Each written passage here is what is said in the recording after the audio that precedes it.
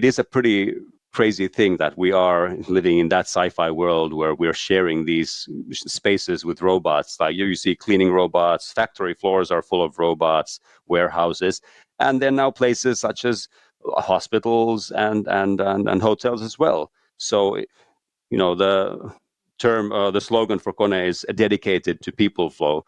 But actually now I guess we'll have to start considering these robots people too, because we are now also in effect helping them move through the buildings as well. Robots are now coming to construction yards as well. So, for example, Spot, the robot dog, made waves some years ago on YouTube by dancing and doing on parkour and other interesting things. So Spot is, of course, a very interesting type of robot that the way we are using it, or well, we're piloting it at the moment, is that it could be a helper on a construction yard.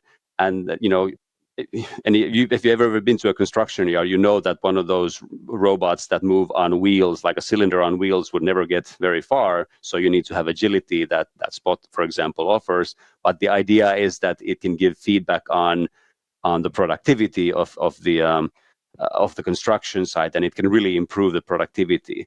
And another thing that is important in innovating for productivity, such in a place such as a construction site where there are a lot of different actors, is that we don't presume to have all the answers by ourselves. We don't presume to innovate just within our laboratories and our R&D facilities, but we have to create sort of openings and ways for third parties to help innovate with our products. And this is this was also partially what was behind the robot butler that was mentioned, or these robots that, we have APIs where then third parties can come in and start thinking from their point of view what might be the next step in enabling people flow. So we need to innovate, but we can never assume that no one else could innovate in the same space where we are. Yeah, and I think what I'm hearing in what you're saying is that in any industry, in any building, in our society, full stop, it really is about collaboration.